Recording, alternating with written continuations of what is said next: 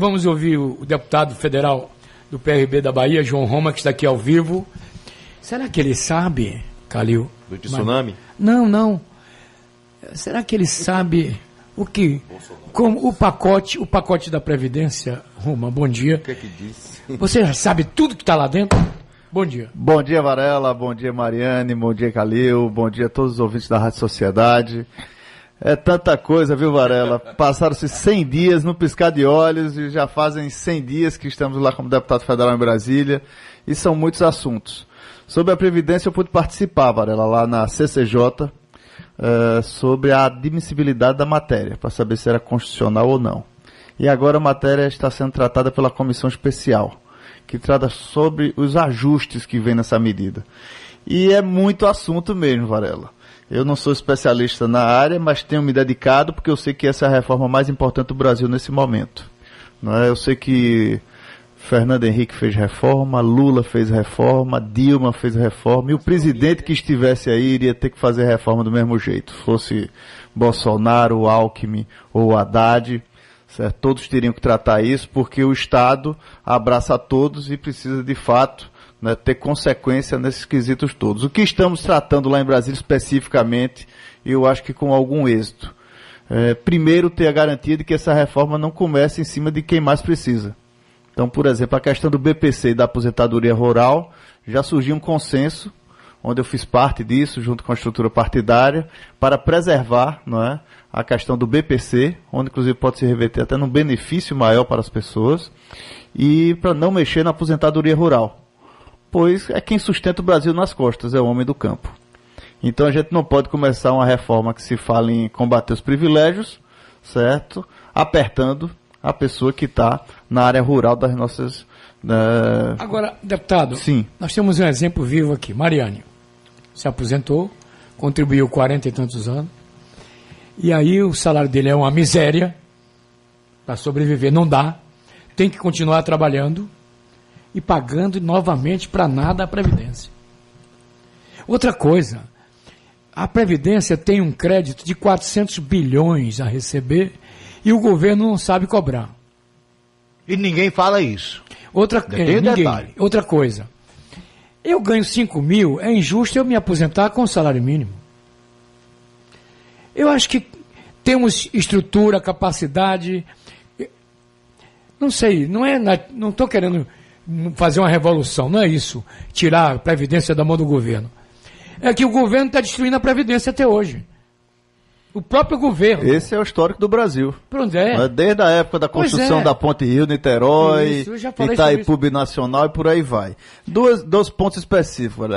Essa dívida com as empresas que o governo nunca cobra. Calil, digamos que você ganha 5 mil. Tem que se aposentar com 5 mil. Eu tenho um irmão que ganhava 12 Nauca. Ele era diretor financeiro. Não é? Se aposentou, hoje ganha 4. Já o meu irmão da Petrobras, salário inativo igual a salário ativo. Porque a Petros faz a complementação. Como a Previ, do Banco do Brasil, faz também. É injusto que o trabalhador mortal, como todos nós, não possamos ter um salário inativo igual ao ativo. Quando eu me aposentei, o famigerado fator previdenciário, o senhor Fernando Henrique Cardoso me levou 30% do salário. 30% eu perdi. Você está entendendo? E aí eu lhe pergunto, Varela. A fórmula 65. Vamos colocar um intervalo comercial para a gente ganhar tempo? Bora. Você vai ficar à vontade para falar. O problema não é reforma, nós queremos justiça. João, você que está participando ativamente lá, você já ouviu que nós falávamos aqui sobre injustiça, não é isso? Isso mesmo, Varela. Como corrigir isso? Bom, primeiro ponto é o seguinte, que precisa avançar em certas coisas, porque senão vai quebrar o Brasil, precisa. Agora eu lhe pergunto, de fato, se o assunto é justiça, Varela, é justo o empregado doméstico precisar trabalhar mais 10 anos do que a sua patroa? Injusto. É justo um pedreiro estar pagando salário de mais de 40 mil reais de assessor legislativo ou gente do judiciário? Ou seja, é o pedreiro que está fazendo bico no dia a dia que está pagando os grandes salários no Brasil. Mais de 95% dos salários das aposentadorias, Valério, são entre 1 e 2 salários mínimos.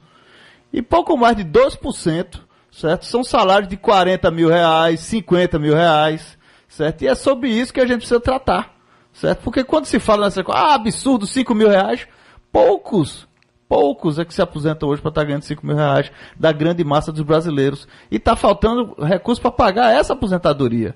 E aí se mantém as aposentadorias de 40 mil reais, de 50 mil reais, Varela.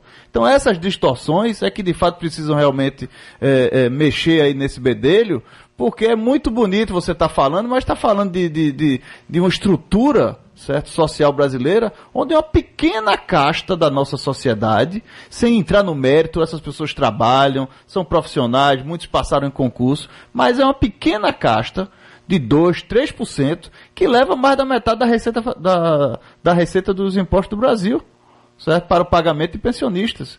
Então essas coisas precisam ser colocadas, porque o Brasil tem que ser dos brasileiros. Não é possível que toda essa massa de pessoas que estão se aposentando no Brasil, certo, corra o risco de não ter mais aposentadoria e o Brasil quebre, como foi Portugal, Espanha, o caso da Grécia, que foi o mais grave, certo? Em Portugal teve que se cortar salário, aí é que chega pior. Se não resolve o assunto agora e precisa ter coragem e não pode ter demagogia para tratar desse assunto, se não resolve o assunto agora, pior é no futuro para fazer igual ocorreu em Portugal, que a pessoa estava lá aposentada, ganhava 3 mil reais, o governo português parou de pagar a aposentadoria. Como é que fica o velhinho em casa? E aí o governo chamou e disse, olha, tudo bem, mas nós vamos cortar aqui 30% da sua aposentadoria. Como é que um camarada já idoso dentro de casa, como é que ele reestrutura sua vida a menor? Certo? Essa que é o pior retrato de uma sociedade. Então eu acredito que é um assunto indigesto. Não é nada fácil tratar sobre isso, porque está tratando da vida tudo muito polêmico.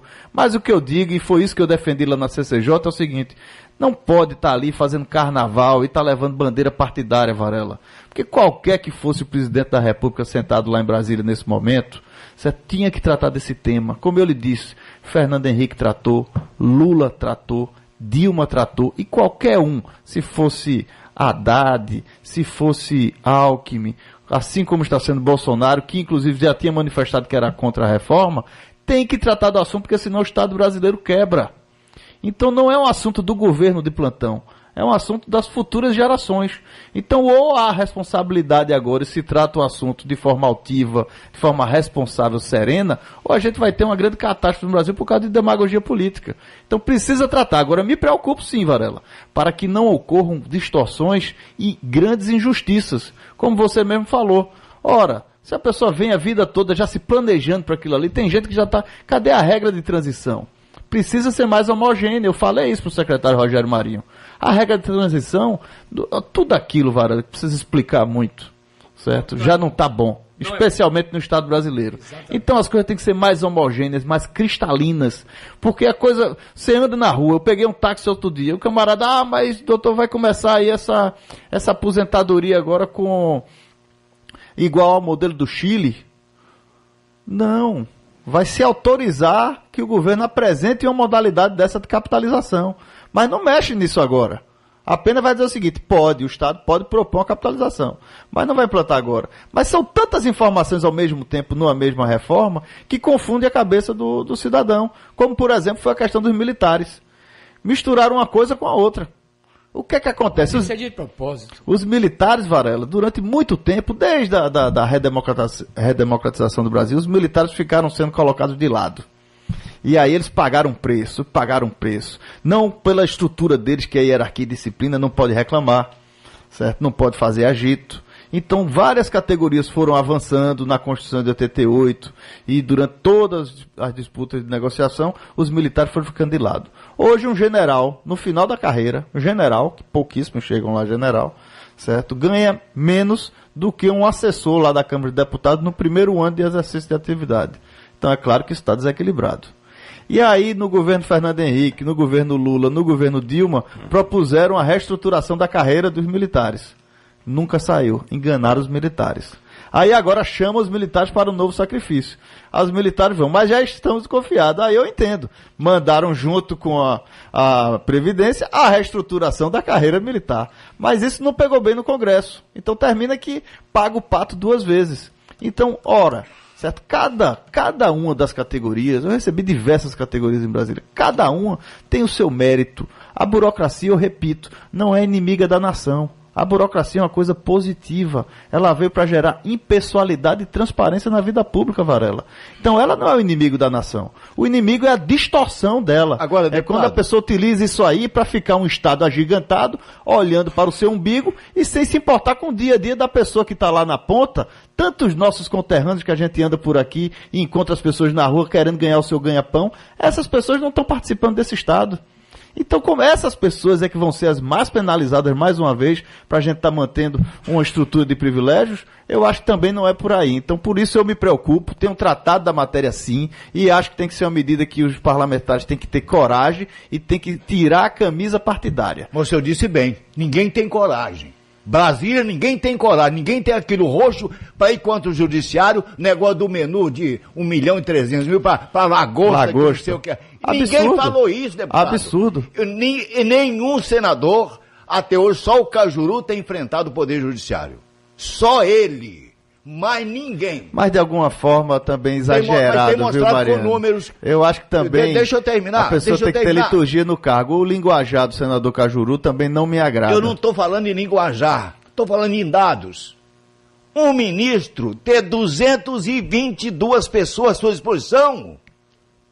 Um Poder Judiciário que tem caminhão lá dentro para transportar o quê? Mas ninguém fala isso. Caminhões de processo, né, Varela?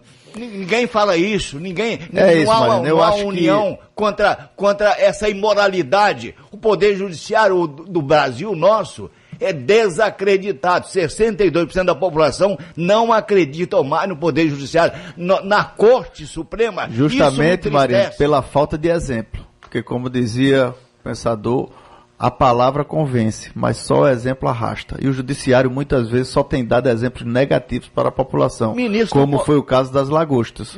Mas não é, isso aí é aperitivo, tratando-se do crucial do mundo judicial no Brasil. Deputado, o Barroso disse, que no Supremo Tribunal tem senha para soltar corrupto. Ele disse, está aí gravado. É um absurdo. Barroso disse, Varela, para Gilmar Mendes, cara a cara, o senhor é uma vergonha dessa corte. E que poder é esse? Isso também me desagrada, Mariano, uma vez que chega no Brasil, o que eu acredito, Varela, é que nós devemos buscar cada vez mais a segurança jurídica. Segurança jurídica é uma coisa que pesa no Brasil e isso aumenta o custo do Brasil, porque sem a segurança jurídica o empresário não investe, não vem capital para gerar emprego, então sofre o mais pobre toda vez que você bate na tecla da segurança jurídica. Por outro lado, você tem que ter, obviamente, uma estrutura de harmonia entre os poderes. Não pode ficar esse bate-cabeça. Executivo briga com o legislativo, o judiciário quer colocar... Não pode ser por aí. Então ocorreu, Mariane, uma certa espetacularização do judiciário no Brasil. Nos Estados Unidos, Varela, sessão da Corte Suprema não é transmitida, não. Só sai sai a decisão depois. Sabe pra quê, Mariane? Antigamente, voto de um juiz disso demorava 10 minutos, Varela. Hoje demora 1h30. Porque tem holofote em câmera. Exatamente. Então, esse espetáculo do judiciário, eu acho que isso também é igualmente prejudicial para o Brasil. Me permitam, senhores, voltar a tratar do assunto da Previdência, porque eu estava buscando aqui, porque o senhor, deputado, falou agora há pouco sobre os nossos velhinhos e os nossos velhinhos carentes. Eu queria que o senhor explicasse, porque o senhor já falou aí sobre a questão do benefício de prestação continuada, que é o BPC. Isso. Né, e também da aposentadoria rural. Sobre a BPC, eu estava vendo aqui, busquei e pesquisei, que o governo apresentou 2 faixas para idosos carentes. Ou seja, a partir dos 60 anos, R$ 400, e a partir dos 70 anos, um salário mínimo. É o ideal na sua visão? Eu não consegui entender. Não é o ideal e, mais uma vez, o governo não conseguiu explicar um assunto. Certo? Isso era para ser um benefício. Mas da maneira como está colocado, é muito fácil o cara ir à tribuna e dizer o seguinte: querem tirar o benefício de um salário mínimo para R$ 400. E o governo não conseguiu explicar. Não, mas eu consegui. Peraí, deputado, não, vamos devagar. Explica, Mariane. Não, porque na cabeça de muita gente... Explica, Mariane. Quero ouvir a explicação de Mariane. Eu dou a explicação. Explica, Mariane. Hoje, 60 anos sem contribuição não tem direito. 60 anos, se não contribuindo, um mês não tem direito. Com 65 e 15 anos de contribuição, tem um salário mínimo. O governo está propondo na reforma, a partir de agora, 60 anos, independentemente de contribuição, ele já vai ter 400. Completando 65, já tem um salário mínimo. Que está lá na proposta. Então isso passa a ser um benefício, correto? Benefício. E o governo saiu não apanhando em cima disso, Varela. Vê como é frágil a comunicação, mas mesmo assim o que é que a gente está avançando nisso aí? É para dar a opção para o BPC, porque na verdade a proposta era o seguinte: você teria direito ao BPC aos 65 anos, um salário mínimo. E o que o governo na verdade insinuou, mas não conseguiu se explicar, carentes, porque falou de R$400, deveria ser o seguinte: olha, você prefere, ao invés de receber um salário mínimo aos 65 anos, passar a receber já metade desse benefício a partir dos 60, ou seja, começar a receber esse benefício aos 60 anos e deixar para receber o salário mínimo a partir dos 70? Então, isso pode ser um benefício para a pessoa que está lá, porque esse grupo de pessoas do BPC, justamente são pessoas não só carentes, mas geralmente com necessidades especiais. Então, esse grupo, certo, tem muita fragilidade, inclusive, Mariane. Então, muitos sequer chegam aos 65 anos, Varela. Então, dessa forma, como nós estamos falando aqui, você enxerga que é um benefício para essas pessoas. Se você for lá e ouvir essas pessoas, por exemplo, eu acredito que a maioria vai optar por esse formato que o governo está falando. Mas não foi bem explicado. Por isso que eu estava dizendo que é muito sério esse assunto, porque são muitas regrinhas, muitos penduricalhos nessa história, e a gente está tratando com o futuro das novas gerações do Brasil. Está lá na proposta eu vou passar isso no meu sábado. É muito complexo, muita complexidade. Um especialista. Não está clara. Não está muito clara. Lá, por exemplo... Foi isso que eu me pronunciei lá, porque eu disse precisa ser mais homogêneo e transparente. Porque quantas coisas penduradas. Outro exemplo. Policial civil, agente carcerário e guardas municipais. Ora, ao meu ver, são todos policiais, todos atuam na Força de Segurança Pública Nacional. E aí tinha não só aposentadorias distintas para cada um dos três, como regra de transição também distintas para cada um dos três. Eu mandei uma emenda, Varela, para deixar homogêneo. Ora, guarda civil é policial, sim. Ele está fardado na rua, Varela, trocando tiro às vezes, certo? Começou na sua agenda para ser um vigilante, certo, patrimonial, mas na prática ele é um agente de segurança. Ou você acha, Varela, que na rua o bandido vai procurar saber se a farda dele é de policial militar, se ele é policial civil ou se ele é guarda municipal? Não, ele vai receber do mesmo jeito. Então eu acredito que essas coisas precisam ser corrigidas no Brasil. Então, se é esse tipo de função, tem que ter a mesma regra para todas as categorias. Então defendi que o guarda municipal seja considerado sim como policial, certo? E que ele receba a mesma aposentadoria que o policial civil, que o agente carcerário. Mas o político... Me diga uma coisa. Aleluia está aposentado com 19 mil. Marco Medrado com 15 mil. O ex-presidente Temer... Aposentado com Sarney quase 60 mil. Sarney tem 3. Por que isso? Tem gente aposentado com 140 mil, Varela. Como é, mãe? Especialmente no judiciário. Ai, meu Deus. As grandes distorções estão no judiciário. Mas, além disso, a própria Câmara dos Deputados também já não só readequou, porque havia o quê? A Previdência dos Parlamentares. Certo? O Instituto de Previdência dos Congressistas.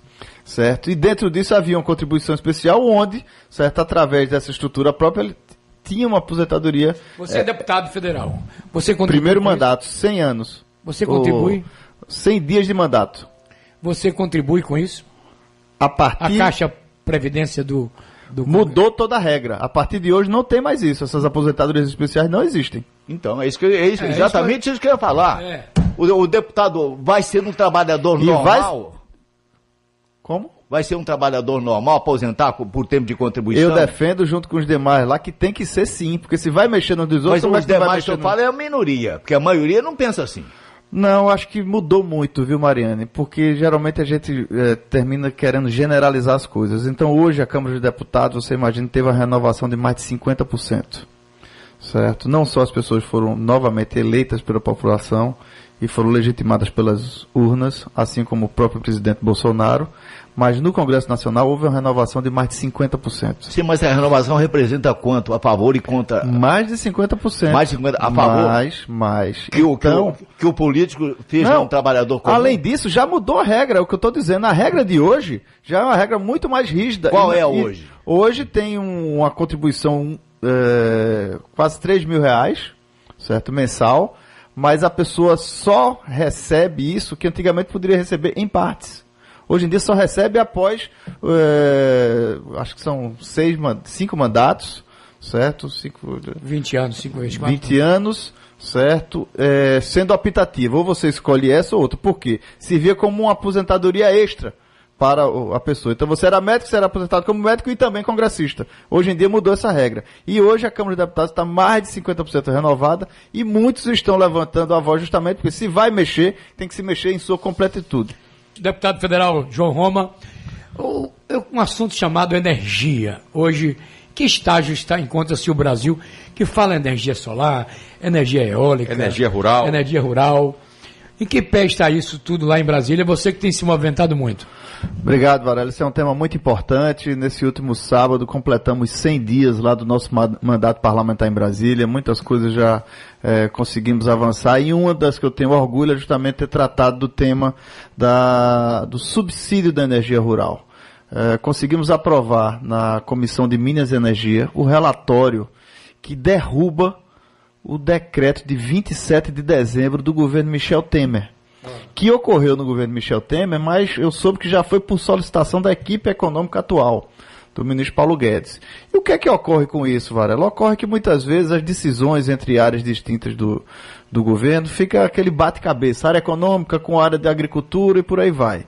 Então o nome subsídio já foram mandar cortar tudo. É subsídio, corta, certo? Como se isso fosse contribuir para o custo Brasil. Ou seja, o intuito é positivo, que é diminuir o custo do Brasil para poder ativar a economia e gerar mais emprego. Mas o nome não é subsídio rural, certo? A verdade é que existe tarifa rural, tarifa industrial e tarifa urbana.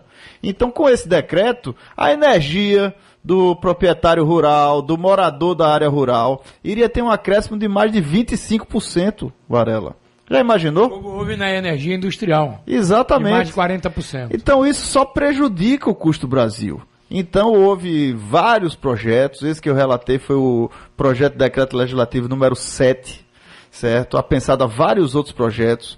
Muitos deputados de várias correntes partidárias se uniram, porque sabe qual é a realidade da zona rural brasileira. Você, Varela, que também é uma pessoa amante da vida no campo, sabe como é isso, sabe a precariedade que nós temos de serviço, de assistência para as pessoas. Então, com esse relatório que nós aprovamos lá na Comissão de Minas e Energia, agora vai igualmente para a minha relatoria lá na Comissão de Constituição e Justiça para votar em plenário e derrubar essa medida que prejudica os moradores de área rural no Brasil. Então preservam a energia rural nas tarifas que hoje estão colocadas, ao invés de você sair aumentando aí em mais de 25% em cadeia, certo, o valor da tarifa rural no Brasil. Não só prejudica a área rural, como também prejudica na área urbana. Claro, porque vai aumentar o preço da alimentação da cesta básica, vai prejudicar a nossa indústria, certo? Tem um efeito cascata muito negativo nisso. Então essa questão da energia rural foi um tema que nós nos dedicamos no Congresso Nacional. Isso é muito importante, não só porque preserva o homem no campo, mantém a tarifa. Houve uma bandalheira danada nessa área das tarifas de energia elétrica. Você lembra muito bem, Varela, isso talvez tenha sido um dos temas que tenha contribuído para a derrubada da presidente Dilma Rousseff, porque terminou que embolou tudo, misturou uma coisa com outra, e daí começou... Ela fez uma represa. O que era para ser benefício para a população, virou, na verdade, uma tarifa muito mais cara, sem controle. Tá? Então isso é que nós estamos tentando lá proteger para que se mantenha, certo, o preço atual da tarifa rural para aquele que mora na área rural, para aquele que tem um empreendimento rural, para aquele que está gerando riqueza para o Brasil e que está mantendo o homem no campo. Então essa é uma medida muito importante. Obrigado pela pergunta, porque isso de fato é de interesse de muitos brasileiros e eu tenho certeza, certo, tanto que o relatório foi aprovado, Varela, por 25 votos a 2. 25-2. 25 parlamentares subscreveram o que eu escrevi, 2 tiveram que se manter contra, a contragosto, porque o governo estava lá dizendo defenda, defenda. Só 2 certo? Exatamente. Então, é uma matéria de interesse dos brasileiros. Isso não é contra o governo Bolsonaro, nem a favor. Isso aí é uma coisa pelos brasileiros, Mariane. Então, são medidas como essa que eu me alegro de estar tratando no Congresso Nacional. Qual é a sua opinião sobre a avaliação do governo dele?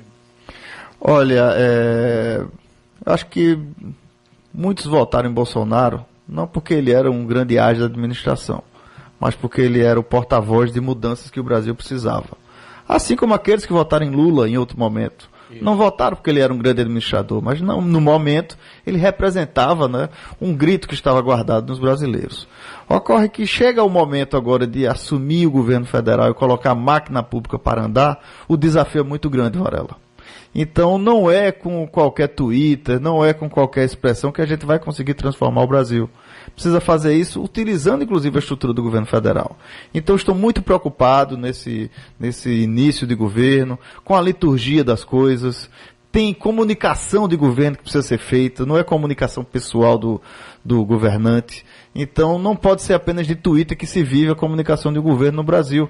Às vezes você tem aí campanha de vacinação, às vezes tem assunto de educação, assuntos importantes e que é preciso ser feito em cadeia nacional. Então não se pode desprezar, certo, toda essa estrutura litúrgica que é necessário no governo, sim. E eu lamento esses bate-cabeças, essas faltas de compreensão, esses erros de nomenclatura, porque tudo isso contribui apenas para estressar e criar, ou seja, um alvoroço em Brasília. E como o próprio presidente falou na sua mensagem ao Congresso Nacional, certo? Chegou o momento da gente olhar mais para o Brasil e menos para Brasília. E para isso acontecer, é importante sim que se ative a engrenagem do governo federal, que as coisas saiam do plano das percepções ou das declarações e comecem a se materializar na ponta onde está o cidadão brasileiro. Mas, deputado, a depender de Câmara e Senado, o governo vai conseguir muito pouco. Porque se não tiver o toma lá da cá, não fecha nada. Mas o que tem que ter é o diálogo e a política altiva, Mariane. Aqui em Salvador, por exemplo, com a Semineto, ele não perdeu um projeto na Câmara de Vereadores e não cedeu às pressões do início do governo. Eu mesmo pilotei isso.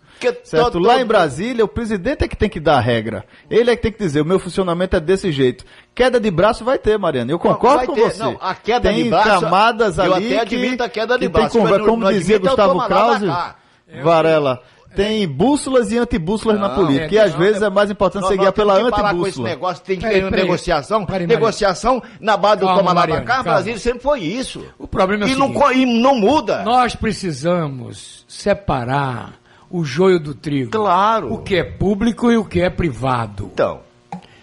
Tem uma mistura horrível no Brasil. Eu entendo uma coisa assim. Qual é o papel do governo? É incrementar a cadeia produtiva.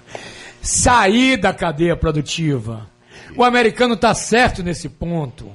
E esse foi o discurso de Bolsonaro. Pronto. E é isso que tem que ser colocado em prática. Pronto. E eu me preocupo, Mariane, com essa forma muito generalista de colocar as coisas, e concordo com o Raimundo Varela, pois de fato você já vive hoje um Congresso renovado em mais de 50%, certo? Existem outros movimentos em Brasília, eu estou vivendo isso no dia a dia.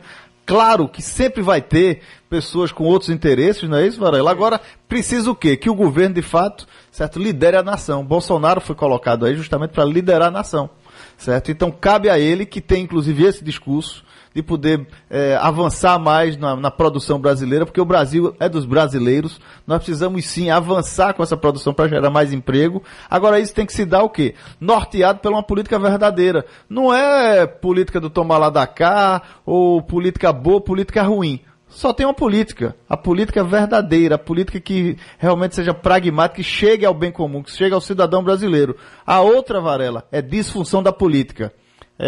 São outras matérias que não a política de verdade. Então a gente não pode estar criminalizando. A solução do Brasil se vê justamente pelo entendimento. Então é ali no Legislativo que tem, inclusive, entre vários pontos de vista, o consenso para ver como avançarmos em como nação.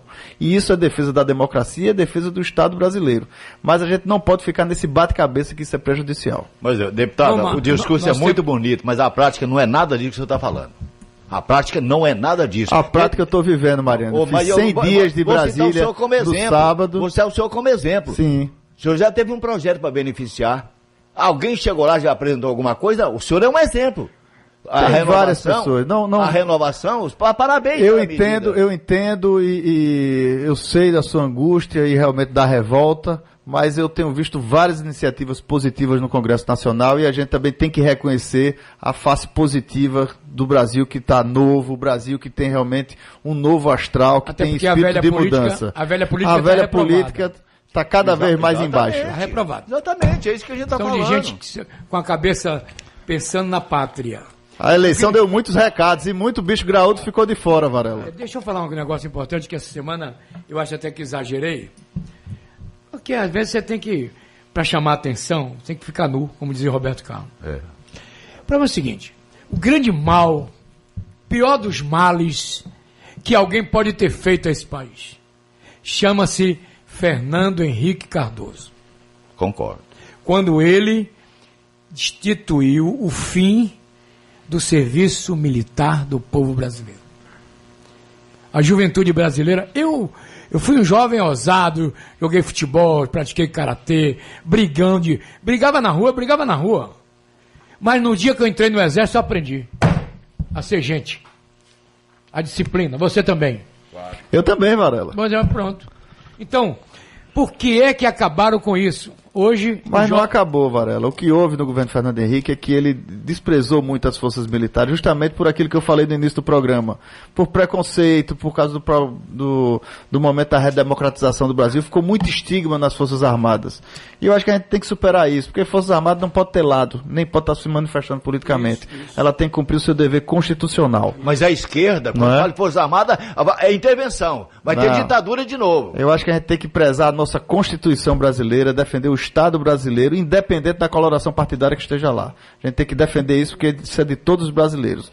Mas, de fato, eu valorizo muito, né, esse espaço que você falou. Você teve essa experiência, Varela. Deputado, eu também tive e comentei como é importante na formação de um cidadão o serviço militar nacional. Eu passo ali na Cidade Baixa e vejo um quartel dos militares, fuzileiros navais, que no meu tempo tinha 1.500 soldados ali dentro.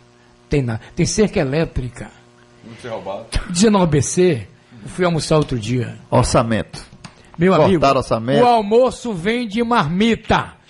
Só tem almoço para o general. Libera o soldado porque não tem a boia, não tem o rancho. Eu, no meu tempo, abria 3 sacos de feijão de 60 quilos para fazer a feijoada do almoço. A tropa era grande, né, Calil? Nosso tempo. Então, o problema é muito sério.